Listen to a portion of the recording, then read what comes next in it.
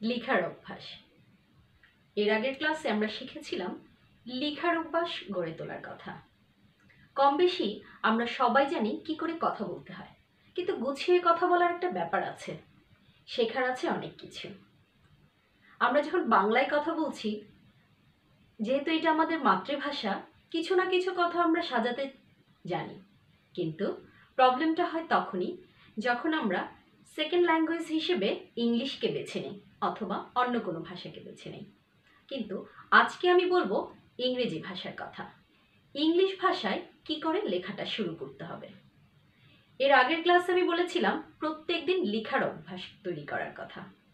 এখন ধরে নাও আমি লেখার অভ্যাস তৈরি করেছি, কিন্তু শুরুটা করব কোত্থেকে, কি নিয়ে করব, খুঁজে পাচ্ছি না। এই বিভ্রান্তিগুলোকে দূর করার জন্যই আজকের ক্লাস আমার, এবং আমার আজকের ক্লাসের টাইটেল হচ্ছে রাইট 100 ওয়ার্ডস ডেইলি। অর্থাৎ as a beginner you have to start your writing from today and write minimum 100 words. লেখার চেষ্টা করো 100 ওয়ার্ডস।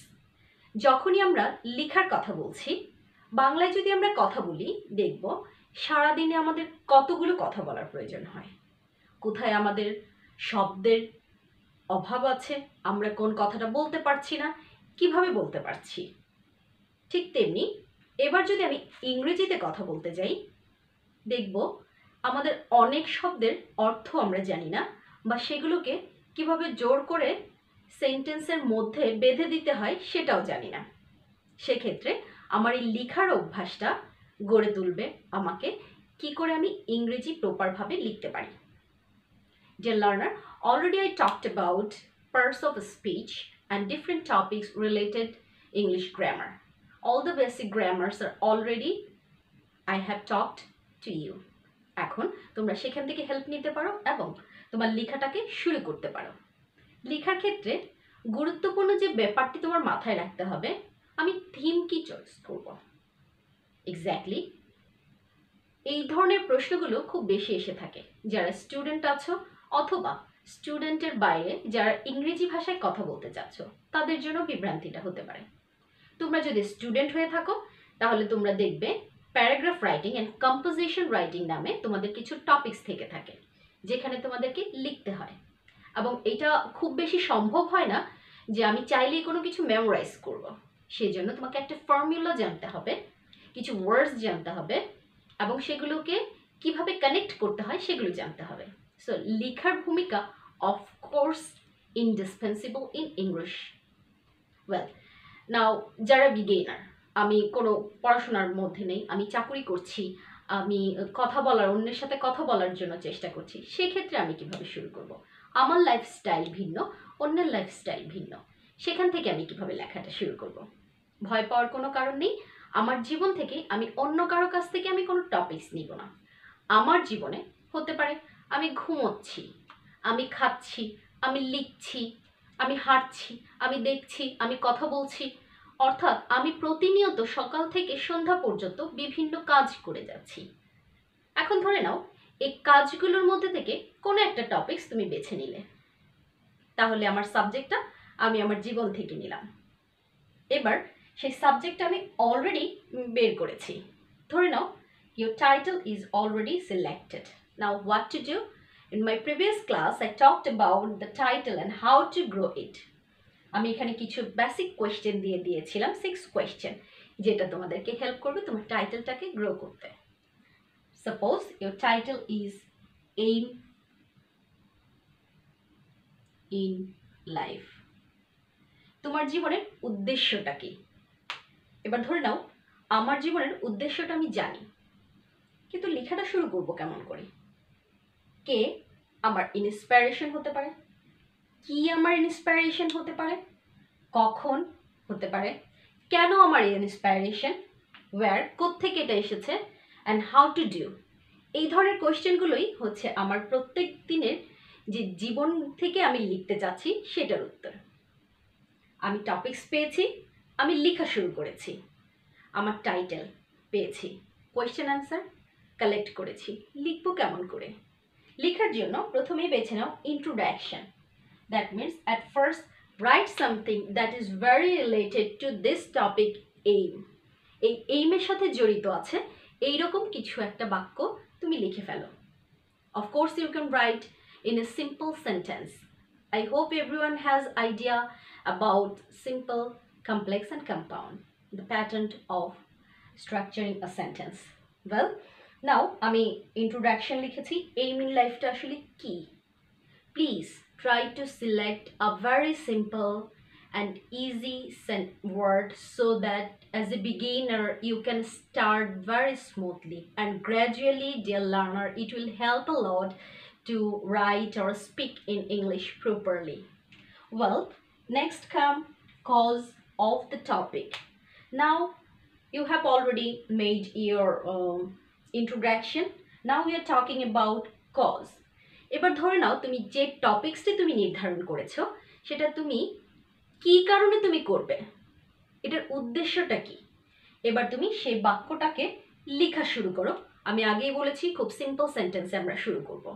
ডিয়ার লার্নার, এতে লজ্জা পাওয়ার, ভয় পাওয়ার কোনো কারণ নেই, কারণ অ্যাজ এ বিগিনার অথবা অ্যাজ এ স্টুডেন্ট তুমি যখন শুরু করছো, আমি তোমাকে বলেছি প্রত্যেক দিন আমরা লিখব, অর্থাৎ আমাদের শব্দের যে অভাবটা, ল্যাকিংস অফ ওয়ার্ডস আমরা ফিল করব। আমাদের ডিকশনারি আছে, আমাদের মোবাইলে অ্যাপস আছে, এবং চাইলে তুমি অনেক লেসন তুমি খুঁজে বের করতে পারো, যেখানে তোমাকে ওয়ার্ডসগুলো যখন তুমি করবে প্রবলেমটা খুঁজে পাবে যে এই ওয়ার্ডসটা তোমার জানা উচিত। ওয়েল, এখন কজগুলো লিখে নাও। জাস্ট দুটো সেন্টেন্স লিখো or তিনটে sentence. And of course when you are writing a sentence there are minimum 5 to 6 words.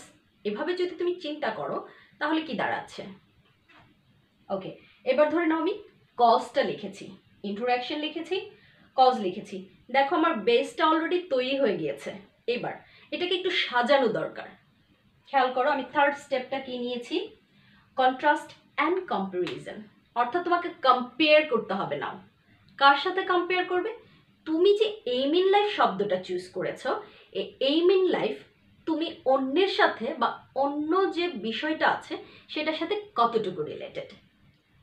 কন্ট্রাস্টটা বের করা খুব বেশি কঠিন হবে না, কারণ তুমি যেটা অবশ্যই চয়েস করেছো সেটা বাকিদের থেকে ইউনিক কিছুই হবে। ওয়েল, আবারও বলে নিচ্ছি, কন্ট্রাস্ট যখন লিখছি আমরা খুব বেশি, যেহেতু আমরা শুরু করছি অনেক বেশি আমরা জানি না, সেজন্য আমরা তিনটে, দুটো যে কোনো সেন্টেন্সে আমরা শুরু করতে পারি।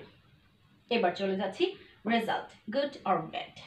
ধরে নাও তোমার এইম ইন লাইফ তুমি ডক্টর হতে চাও, তাহলে এটার গুড সাইডটা কি? ইঞ্জিনিয়ার হতে চাও, তুমি টিচার হতে চাও, তুমি আর্টিস্ট হতে চাও, বা অন্য কিছু হতে চাও। ওয়েল, সেক্ষেত্রে গুড সাইডটা কি, এটার ব্যাড সাইডটা কি, আদৌ কি ব্যাড সাইড আছে? তোমার কাছে কি মনে হচ্ছে? I am telling you dear learner, তুমি নিজের থেকে তুমি যা ভাবছো ঠিক তাই লিখো। And I have already told you that be a জাজ অফ ইউর ওয়ার্ক। তুমি যা করছো সে কাজের তুমিই জাজ হও। তাহলে আমরা গুড সাইড ব্যাড সাইডটা লিখেছি, ইন্ট্রোডাকশন লিখেছি, আমরা কজ লিখেছি, আমরা কন্ট্রাস্ট লিখেছি, আমরা রেজাল্ট লিখেছি। এখন আমরা লিখব এক্সাম্পল। দ্যাট মিনস কেন তুমি এই কাজটা করতে চাচ্ছ এইটার একটা এক্সাম্পল দিয়ে দাও। এই কাজটা করলে কি হতে পারে, বা এটা না করলে কি হতে পারে, সেটাও তোমার খুব অ্যাভেলেবল তোমার চারপাশ দিয়ে, সো চাইলেই তুমি একটা লিখতে পারো। হয়ে গেল আমার এই পাস্টে structure.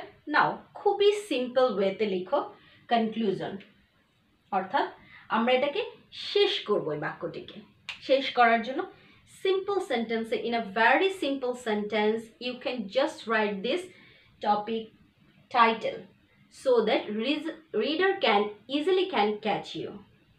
So dear learner, these are the steps which will help you to write every day minimum 100 words.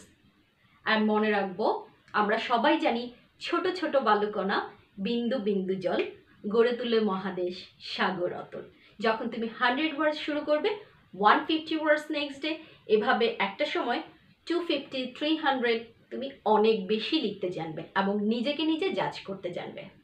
So dear learner, আর দেরি নয়, লেখার যে অভ্যাসটি আছে প্রত্যেক দিন আজকে থেকেই আমরা শপথ করি যে আমরা 100 ওয়ার্ডস আমাদের কাজের ফাঁকে মিনিমাম 10, 15, 20 মিনিটস আমরা ওয়েস্ট করতেই পারি, যেটা ইন ফিউচারের জন্য আমাদের জন্য বিগ ডিল হয়ে দাঁড়াবে এবং এটা তোমার ইংরেজির ক্ষেত্রে গুরুত্বপূর্ণ ভূমিকা রাখবে। So thank you everyone, please concentrate on this topic. Once again, thank you very much.